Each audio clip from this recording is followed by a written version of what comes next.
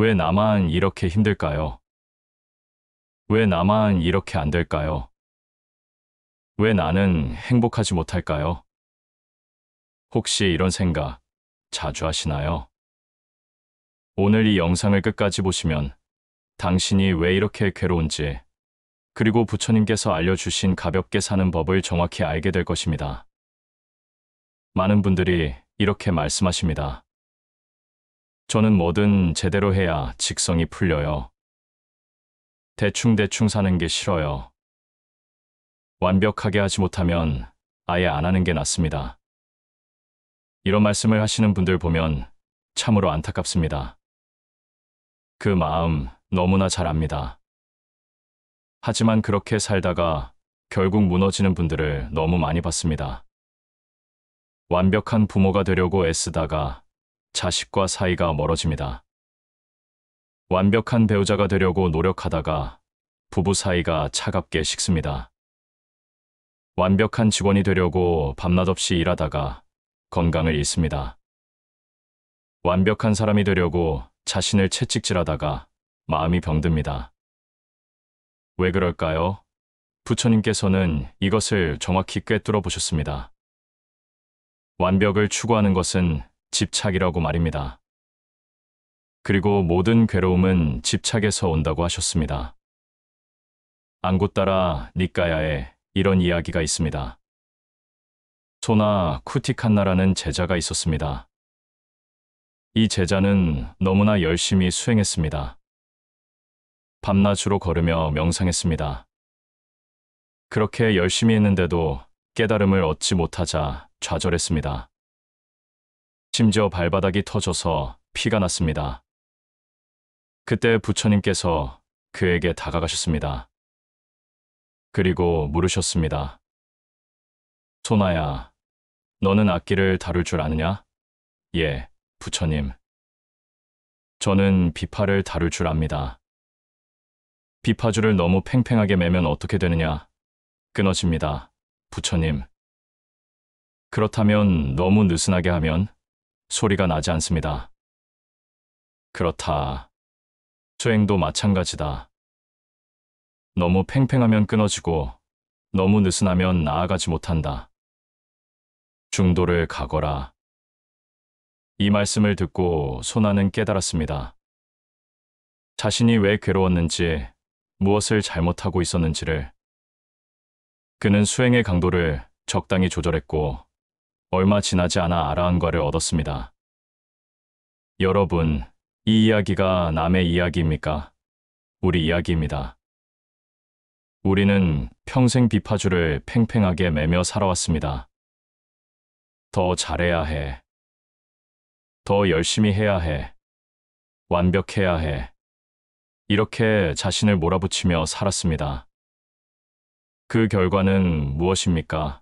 끊어진 비파줄입니다. 우울증, 불안장애, 번아웃. 현대인의 병입니다. 그런데 이것은 현대만의 문제가 아니었습니다. 2500년 전에도 똑같았습니다. 부처님 시대에도 완벽을 추구하다 무너지는 사람들이 있었습니다. 법구경에 이런 구절이 있습니다.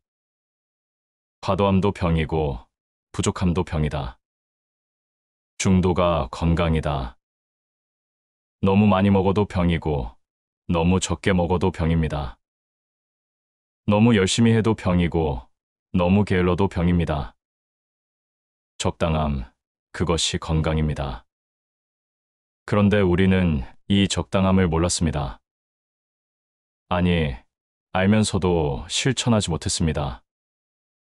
왜냐하면 세상이 우리에게 가르친 것은 완벽이었기 때문입니다. 1등 해라. 최고가 되어라. 남보다 나아야 한다. 이런 말만 들으며 자랐습니다. 그렇게 살다가 이제 지쳤습니다. 더 이상 완벽할 수 없습니다. 더 이상 1등 할 수 없습니다. 나이도 들었고 체력도 떨어졌습니다. 그런데 마음은 아직도 완벽을 요구합니다. 이래서야 되겠어. 이 정도밖에 안 돼? 자책이 끊이지 않습니다. 부처님께서는 말씀하셨습니다. 자신에게 가혹한 사람은 남에게도 가혹하다. 나 자신을 이렇게 몰아붙이니 남도 그렇게 대하게 됩니다. 자식에게도, 배우자에게도, 주변 사람들에게도 완벽을 요구합니다. 그래서 관계가 힘들어집니다.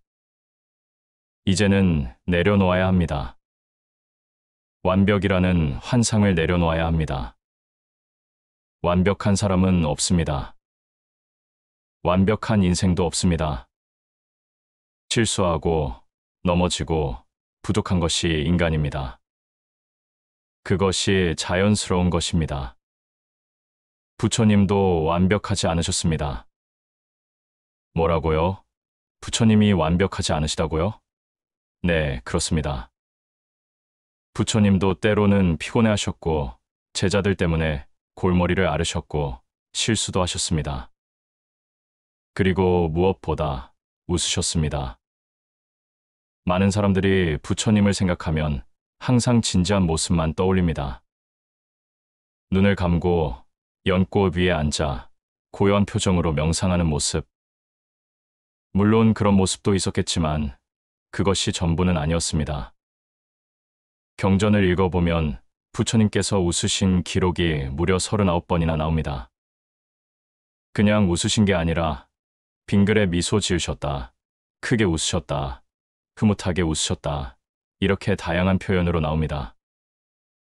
어떤 때 웃으셨을까요? 제자가 깨달았을 때 웃으셨습니다. 사람들이 진리를 이해했을 때 웃으셨습니다. 때로는 어리석은 질문을 하는 사람을 보며 빙그레 웃으셨습니다. 부처님은 인간적이셨습니다. 법구경 주석서에 이런 이야기가 있습니다. 어떤 제자가 부처님께 물었습니다. 부처님, 저는 명상할 때 자꾸 잡념이 듭니다. 제가 수행을 잘못하고 있는 것입니까? 부처님께서 웃으시며 말씀하셨습니다. 원숭이에게 가만히 있으라고 하면 어떻게 되겠느냐? 더 날뛴다. 마음도 마찬가지다. 억지로 잡념을 없애려 하지 마라. 그냥 바라보거라. 원숭이가 날뛰는 것을 지켜보듯이. 이 얼마나 유쾌한 가르침입니까? 부처님은 엄숙하게 안 된다 하지 않으셨습니다. 오히려 웃으시며 쉽게 설명해 주셨습니다. 또 다른 이야기가 있습니다. 어떤 부자가 부처님을 찾아왔습니다. 그는 자신의 재산을 자랑하며 말했습니다. 부처님, 저는 이렇게 많은 재산이 있습니다. 이것을 다 보시하면 깨달음을 얻을 수 있습니까? 부처님께서 빙그레 웃으시며 말씀하셨습니다. 재산을 다 버린다고 깨달음을 얻는 것이 아니다. 재산에 대한 집착을 버려야 한다. 집 없는 거지도 집에 집착하고 왕도 왕위에 집착한다. 얼마나 가졌느냐가 아니라 얼마나 자유로운가가 중요하다. 수타니 파타에는 더 재미있는 이야기도 있습니다. 어떤 바라문이 부처님을 찾아와 온갖 어려운 질문을 던졌습니다. 세상은 영원합니까? 세상은 유한합니까? 영혼은 존재합니까? 부처님께서는 이 질문들에 답하지 않으셨습니다. 대신 이렇게 말씀하셨습니다. 어떤 사람이 독화살을 맞았다. 그런데 그 사람이 이 화살을 누가 쏘았는지, 무슨 나무로 만들었는지, 누가 만들었는지 알기 전까지는 화살을 빼지 않겠다고 한다면 어떻게 되겠느냐? 그 사람은 죽을 것이다. 지금 중요한 것은 형이상학적 논쟁이 아니다. 괴로움에서 벗어나는 것이다. 화살을 빼는 것이다. 이 얼마나 명쾌한 답변입니까? 부처님은 쓸데없는 논쟁에 시간 낭비하지 않으셨습니다. 실용적이셨습니다. 그리고 때로는 유머러스하기까지 하셨습니다. 증이라 함경에는 이런 기록도 있습니다. 부처님께서 제자들과 걸어가실 때 한 제자가 넘어졌습니다. 다른 제자들이 웃었습니다. 그러자 부처님께서도 미소 지으시며 말씀하셨습니다. 넘어지는 것이 부끄러운 게 아니다. 넘어진 채로 일어나지 않는 것이 부끄럽다. 부처님은 실수를 나무라지 않으셨습니다. 오히려 그것을 가르침의 기회로 삼으셨습니다. 그리고 분위기를 무겁게 만들지 않으셨습니다. 왜 부처님은 웃으셨을까요? 왜 유머를 사용하셨을까요? 그것은 바로 집착하지 않으셨기 때문입니다. 진리에 집착하지 않으셨고, 권위에 집착하지 않으셨고, 완벽한 스승의 이미지에 집착하지 않으셨습니다. 법구경에 이런 말씀이 있습니다. 진리조차 집착하면 독이 된다. 하물며 진리 아닌 것을 집착하랴. 이 말씀이 무슨 뜻일까요? 종교조차, 수행조차, 깨달음조차 집착하지 말라는 것입니다. 많은 수행자들이 이 함정에 빠집니다. 나는 수행자니까 항상 진지해야 해. 나는 불자니까 항상 자비로워야 해. 나는 부처님을 믿으니까 완벽해야 해. 이것이 바로 집착입니다. 수행에 대한 집착, 이미지에 대한 집착입니다. 부처님은 이런 집착에서 자유로우셨습니다. 그래서 웃을 수 있으셨습니다. 실수해도 괜찮다고 하실 수 있으셨습니다. 완벽하지 않아도 된다고 가르치실 수 있으셨습니다. 상유타 니까야에 이런 구절이 있습니다. 무거운 것을 내려놓으니 가볍다. 또 내려놓으니 더 가볍다. 모두 내려놓으니 편안하다. 무엇을 내려놓으라는 걸까요? 집착을 내려놓으라는 것입니다. 완벽에 대한 집착, 남의 시선에 대한 집착, 성공에 대한 집착, 그리고 무엇보다 진지해야 한다는 집착까지 내려놓으라는 것입니다. 웃어도 됩니다. 즐거워도 됩니다. 가볍게 살아도 됩니다. 그것도 수행입니다. 적당히라는 말을 들으면 어떤 생각이 드십니까? 대충대충 산다는 거 아닌가? 성의 없는 거 아닌가? 이렇게 생각하시나요? 우리 사회는 적당히를 나쁜 말로 가렸습니다. 적당히 하지 마, 최선을 다해, 끝까지 해, 이런 말만 들으며 자랐습니다. 그래서 우리는 적당히를 부정적으로 생각합니다. 하지만 부처님께서 말씀하신 중도가 바로 이 적당히입니다. 산스크리트어로 마디아마 빠띠바다, 가운데의 길이라는 뜻입니다. 너무 한쪽으로 치우치지 않는 것입니다. 부처님께서는 깨달음을 얻으시기 전 6년 동안 극단적인 고행을 하셨습니다. 하루에 쌀 한 톨만 드시고 숨을 거의 쉬지 않고 몸을 극한까지 괴롭히셨습니다. 그 결과 뼈만 남았습니다. 죽기 직전까지 갔습니다. 그런데 그렇게 해도 깨달음을 얻지 못하셨습니다. 왜일까요? 부처님께서 깨달으신 것은 이것이었습니다. 극단적인 고행도 답이 아니다. 그렇다고 쾌락에 빠지는 것도 답이 아니다. 중도가 답이다. 그래서 부처님은 고행을 멈추시고 우유죽을 드셨습니다. 몸을 회복하셨습니다. 그리고 보리수 아래 앉아 편안한 자세로 명상하셨습니다. 그때 깨달음을 얻으셨습니다. 이것이 주는 교훈이 무엇입니까? 너무 극단적으로 하면 안 된다는 것입니다. 적당히 자연스럽게 편안하게 하는 것이 오히려 더 효과적이라는 것입니다. 중부 니까야에 이런 말씀이 있습니다. 나무를 베는 도끼는 날카로우면서도 무거워야 한다. 너무 날카로우면 부러지고 너무 무거우면 휘두를 수 없다. 적절해야 한다. 인생도 마찬가지입니다. 너무 날카롭게 완벽하게 하려다 부러집니다. 그렇다고 너무 느슨하게만 하면 나아가지 못합니다. 적절해야 합니다. 그렇다면 이 적절함을 어떻게 알 수 있을까요? 부처님께서 알려주신 방법이 있습니다. 바로 자신의 몸과 마음에 귀 기울이는 것입니다. 몸이 피곤하면 쉬어야 합니다. 마음이 힘들면 내려놓아야 합니다. 배가 고프면 먹어야 하고 졸리면 자야 합니다. 너무나 당연한 이야기지만 우리는 이것을 무시하며 삽니다. 조금만 더 참자. 조금만 더 하자. 이렇게 자신을 밀어붙입니다. 그러다 어느 순간 무너집니다. 번아웃이 옵니다. 병이 납니다. 부처님께서는 이렇게 말씀하셨습니다. 자신의 몸은 자신이 가장 잘 안다. 남의 말에 휘둘리지 마라. 자신에게 물어보라. 이것이 바로 마음 챙김입니다. 지금 내 몸이 어떤지, 내 마음이 어떤지 살피는 것입니다. 법구경에는 이런 구절도 있습니다.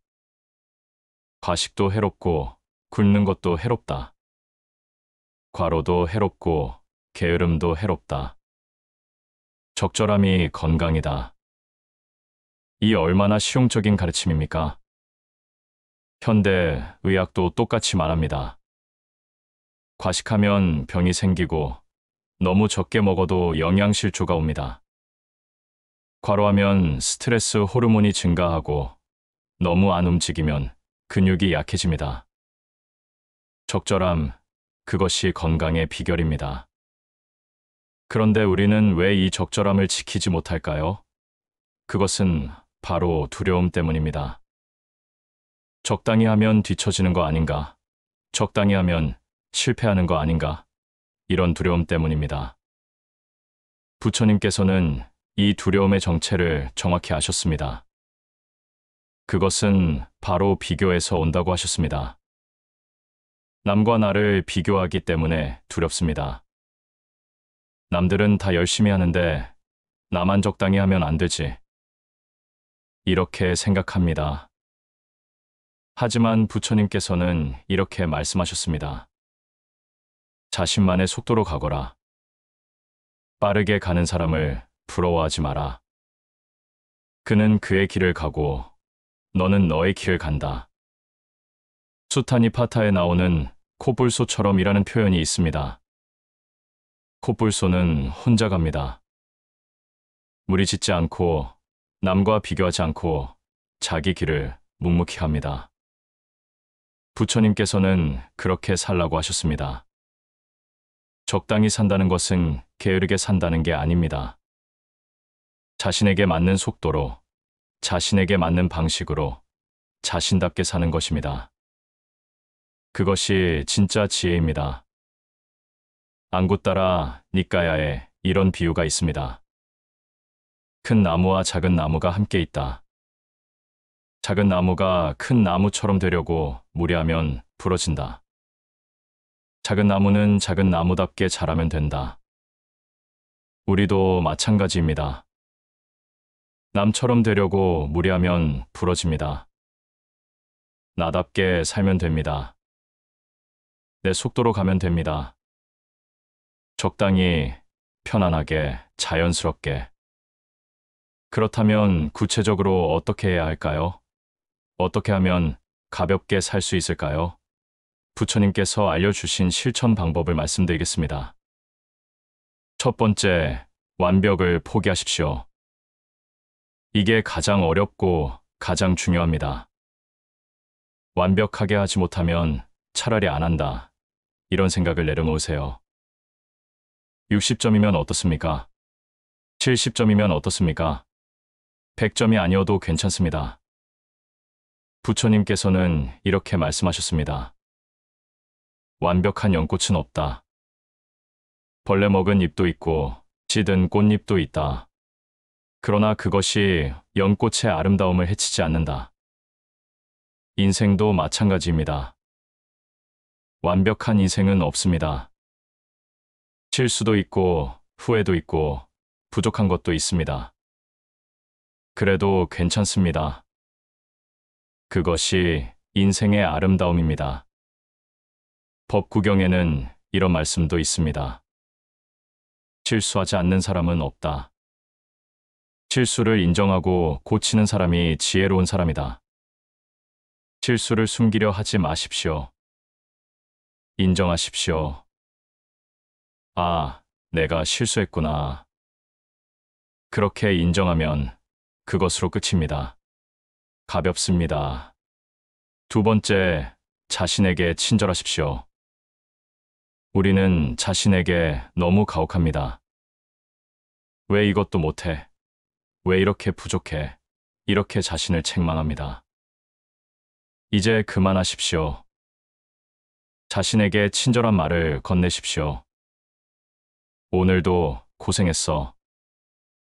충분히 잘했어. 이 정도면 괜찮아. 이렇게 자신을 위로하십시오. 부처님께서 가르치신 자비는 남에게만 베푸는 게 아닙니다. 먼저 나 자신에게 베풀어야 합니다. 메타 숫다에는 이런 말씀이 있습니다. 자신을 사랑하듯 모든 생명을 사랑하라. 이 말씀의 순서가 중요합니다. 먼저 자신을 사랑해야 합니다. 자신을 사랑하지 못하는 사람은 남도 진정으로 사랑할 수 없습니다. 자신에게 친절한 사람은 남에게도 친절합니다. 자신을 용서한 사람은 남도 용서할 수 있습니다. 자신에게 관대한 사람은 남에게도 관대합니다. 세 번째, 웃으십시오. 진지한 것만이 수행이 아닙니다. 웃는 것도 수행입니다. 즐거운 것도 수행입니다. 부처님도 웃으셨는데 우리는 왜 웃으면 안 됩니까? 티베트 불교의 달라이 라마는 항상 웃습니다.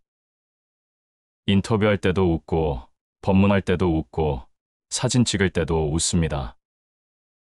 어떤 기자가 물었습니다. 어떻게 항상 그렇게 웃을 수 있습니까? 달라이 라마께서 답하셨습니다. 인생이 짧은데 왜 심각하게만 삽니까? 웃으면 건강에도 좋고 주변 사람도 행복해집니다. 웃는 것이 자비 아니겠습니까?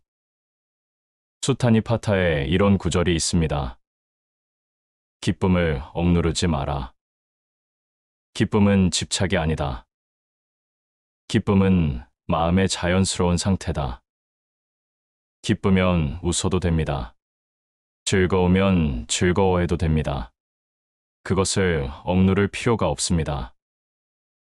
네 번째, 적당히를 연습하십시오. 오늘 하루 모든 일에 적당히를 적용해 보십시오. 청소도 적당히, 요리도 적당히, 일도 적당히.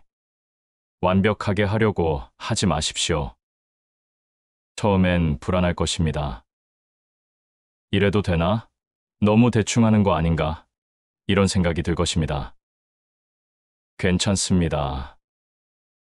그 불안감을 느끼십시오. 그리고 그대로 놔두십시오. 부처님께서는 말씀하셨습니다. 모든 감정은 구름과 같다. 왔다가 간다. 붙잡지 마라. 불안도 구름입니다. 잠시 왔다가 갑니다. 그냥 바라보십시오. 며칠 지나면 알게 될 것입니다. 적당히로도 충분하다는 것을. 완벽하지 않아도 세상은 잘 돌아간다는 것을. 그리고 무엇보다 마음이 훨씬 가볍다는 것을. 다섯 번째, 비교를 멈추십시오. 남과 나를 비교하는 순간 괴로움이 시작됩니다. 저 사람은 저렇게 잘하는데 나는. 이런 생각을 멈추십시오. 남은 남이고 나는 나입니다. 부처님께서는 이렇게 말씀하셨습니다. 꽃들은 서로를 부러워하지 않는다. 장미는 장미답게, 연꽃은 연꽃답게 핀다. 각자의 아름다움이 있다. 우리도 마찬가지입니다. 남처럼 될 필요가 없습니다. 나답게 살면 됩니다. 내 속도로, 내 방식으로 내 인생을 살면 됩니다. 상유타 니까야에 이런 말씀이 있습니다. 자신의 길을 가는 사람은 평화롭다. 남의 길을 부러워하는 사람은 괴롭다. 내 길을 가십시오. 남이 뭐라 하든, 세상이 뭐라 하든 내 길을 가십시오. 6번째, 휴식을 죄악시하지 마십시오. 많은 분들이 쉬는 것을 죄악으로 생각합니다. 나는 왜 이렇게 게으를까? 쉬면 안 되는데. 이런 생각을 합니다. 이제 그런 생각을 버리십시오. 부처님께서는 제자들에게 휴식을 권하셨습니다. 피곤하면 쉬어라. 몸이 회복되어야 수행도 할 수 있다. 부처님도 쉬셨습니다. 낮잠도 주무셨고 산책도 하셨고 제자들과 담소도 나누셨습니다. 증이라 함경에는 이런 기록이 있습니다. 어느 더운 여름날 부처님께서 나무 그늘 아래 누워 쉬고 계셨습니다. 한 제자가 놀라며 물었습니다. 부처님께서도 피곤하십니까? 부처님께서 답하셨습니다. 이 몸은 인간의 몸이다. 피곤하면 쉬어야 한다. 그것이 자연의 이치다. 부처님도 인간이셨습니다. 피곤하면 쉬셨습니다. 우리도 그래야 합니다. 7번째, 지금 이 순간을 즐기십시오. 우리는 항상 과거를 후회하거나 미래를 걱정합니다. 지금 이 순간은 보지 못합니다. 오늘, 지금 이 순간을 보십시오. 지금 이 순간을 즐기십시오. 차를 마시면 차 맛을 느끼십시오. 밥을 먹으면 밥맛을 음미하십시오. 걸으면 걷는 것을 느끼십시오. 그냥 무심코 하지 마십시오. 온전히 그것에 집중하십시오. 부처님께서는 이렇게 말씀하셨습니다. 걸을 때는 걷는 것을 알고, 앉을 때는 앉는 것을 알고, 먹을 때는 먹는 것을 안다. 이것이 마음 챙김이다. 마음 챙김은 거창한 게 아닙니다. 지금 이 순간에 깨어 있는 것입니다. 과거도 미래도 아닌 지금 여기에 있는 것입니다. 그렇게 살면 가볍습니다. 짐을 내려놓은 것처럼 가볍습니다. 대반열반경에서 부처님께서 마지막으로 하신 말씀이 있습니다. 모든 것은 변한다. 게으르지 말고 정진하라. 이 말씀을 오해하면 안 됩니다. 정진하라는 것이 자신을 괴롭히라는 뜻이 아닙니다. 정진은 깨어있음입니다.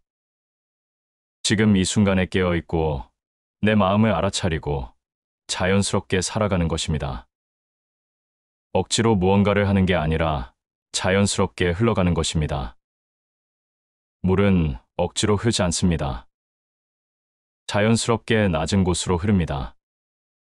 바람은 억지로 불지 않습니다. 자연스럽게 불어갑니다. 우리 인생도 그래야 합니다. 억지로가 아니라 자연스럽게. 마지막으로 이 말씀을 드리고 싶습니다. 인생은 짧습니다. 너무 심각하게만 살기엔 인생이 짧습니다. 웃을 일은 웃고, 즐거울 땐 즐겁고, 슬플 땐 슬퍼하십시오. 그것이 인간입니다. 그것이 자연스러운 것입니다. 부처님도 웃으셨습니다. 부처님도 제자들과 즐거운 시간을 보내셨습니다. 부처님도 때로는 피곤해하셨고 쉬기도 하셨습니다. 부처님도 인간이셨습니다. 그러니 우리도 그렇게 살면 됩니다. 완벽하지 않아도 됩니다. 적당해도 됩니다. 가볍게 살아도 됩니다. 그것이 부처님께서 가르치신 중도입니다. 오늘부터 시작하십시오. 하루에 하나씩만 실천해 보십시오. 오늘은 완벽을 포기해보고, 내일은 자신에게 친절한 말을 해보고, 모레는 크게 웃어보십시오. 그렇게 하루하루 가볍게 살아보십시오. 한 달이 지나면 알게 될 것입니다. 가볍게 사는 것이 얼마나 행복한지, 완벽하지 않아도 괜찮다는 것이 얼마나 자유로운지, 그리고 부처님께서 왜 웃으셨는지. 법구경의 마지막 구절은 이렇습니다. 가볍게 가는 자가 멀리 간다. 무거운 짐을 진 자는 멀리 가지 못한다. 짐을 내려놓으십시오. 완벽이라는 짐, 남의 시선이라는 짐, 과거의 후회라는 짐. 그리고 가볍게 가십시오. 웃으며 가십시오. 즐기며 가십시오. 그것이 부처님께서 걸으신 길입니다. 그것이 우리가 걸어야 할 길입니다. 오늘 이 영상이 여러분의 무거운 짐을 조금이라도 덜어드렸기를 바랍니다. 그리고 내일 아침 거울 앞에서 한번 웃어보시기를 바랍니다. 크게, 시원하게, 부처님처럼, 부처님의 자비기원,